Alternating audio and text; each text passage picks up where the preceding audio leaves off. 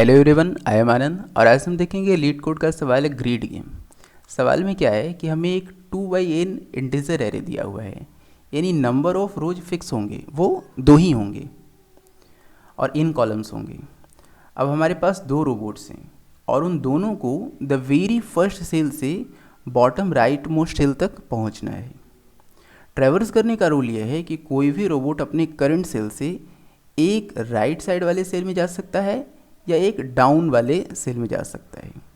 और कोई भी रोबोट जब किसी सेल को ट्रैवर्स कर लेता है, विजिट कर लेता है, तो उसकी वैल्यू ज़ीरो हो जाती है। तो पहला रोबोट ये चाहता है कि वो एक ऐसे पथ को ट्रैवर्स कर ले जिससे कि उन वैल्यूज़ को वो ज़ीरो कर दे, ताकि जो रिजल्टेंट मेरा एरे होगा उसमें सभी पॉसिबल जो पथ्स होंगे उनके वैल्यूज़ का सब मिनिमम पॉसिबल हो। जबकि दूसरा रोबोट ये चाहेगा कि अब उसके पास जो भी अवेलेबल पथ है उनमें से वो उस पथ को चूज़ करे जिसके वैल्यू का सब मैक्सिमम हो। ओके, इससे हम यूँ समझते हैं कि अगर मान लीजिए कि पहले वाले ने ये पथ चुना तो इस सभी वैल्यूज़ का जो वैल्यूज़ होगा वो सेल के वैल्यूज़ ज़ीरो हो जाएंगे। ओके, तो अब इस पथ से, इस रिजल्टेंट एरे से उसे सेकेंड रोबोट को एक ऐसा पथ चुनना है जिसमें पथ के वैल्यूज़ का सब मैक्सिमम हो। तो अब इसमें एक ऑब्जर्वेशन है, चूँकि रूल ये है कि कोई भी रोबोट या तो एक राइट साइड जा सकता है, एक डाउन जा सकता है। यानी कि अगर वो यहाँ से चलना शुरू करे तो एक बार जब उसने डाउन साइड चला गया तो वो फिर मैंडेटरली उसे उसी रो में लास्ट तक जाना होगा। यानी अगर वो यहाँ से ट्रांजिशन लेता है रोज़ का, तो फिर इन सारे वैल्यूज़ को उसे छोड़ने पड़ेंगे ही। यहाँ से जब वो लेता है ट्रांजिशन तो वो फर्स्ट रो में इन वैल्यूज़ को ज़ीरो कर सकता है और सेकंड रोज में यहाँ से यहाँ तक के वैल्यूज़ को सम कर सकता है, जीरो कर सकता है। ओके, तो मेरा आंसर इसी में है। मेरा क्लू ये है कि अगर हम फर्स्ट रो के सभी सेल्स का प्रीफिक्स हम निकाल दें, इसी तरह से सेकंड रोज़ के सभी वैल्यूज़ का प्रीफिक्स हम निकाल दें, तो अगर उसने यहाँ से ट्रांजिशन लिया तो यहाँ इनकी वैल्यू ज़ीरो हो जाएगी।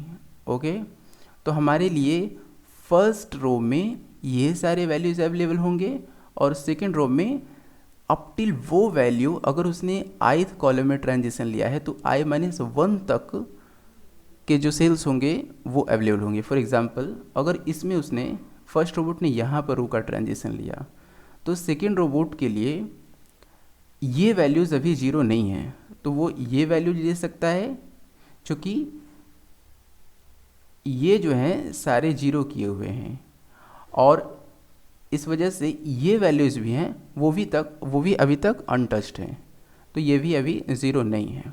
ओके, तो एक ऑब्जर्वेशन ये और है कि चूँकि दूसरा रोबोट जो है वो अपने वैल्यू का सम मैक्सिमम करना चाहता है, लेकिन पहला उसको मिनिमम करना चाहता है।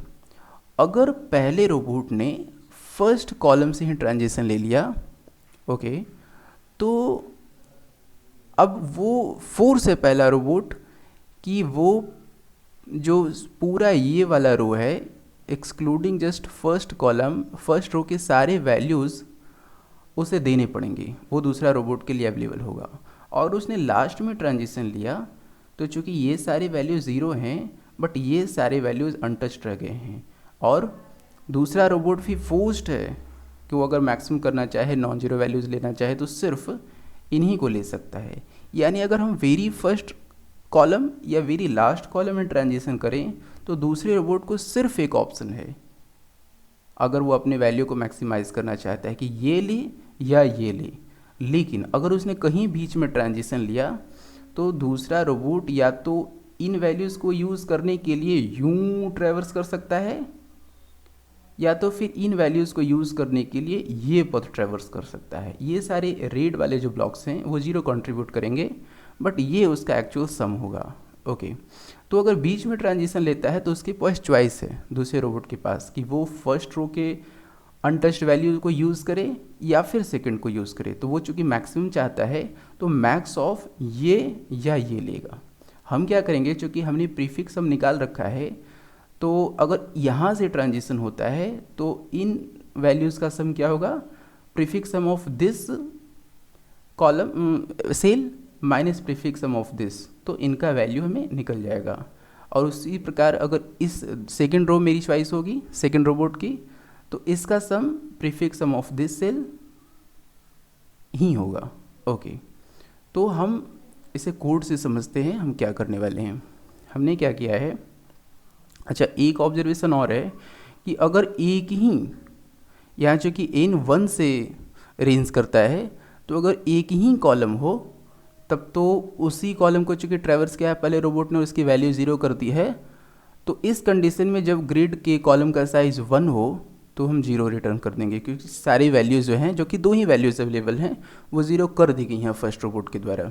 ओके, लेकिन अदर रिमेनिंग कंडीशंस में हम क्या करेंगे कि पहले हमने प्रीफिक्स सम निकाला है फर्स्ट रो का और सेकंड रो का, जो कि होगा कि जो करंट सेल है प्लस प्रीवियस सेल के जो प्रीफिक्स सम है उसकी वैल्यूज़। तो इस तरह से हमने प्रीफिक्स सम निकाल दिया है दोनों रोज़ में।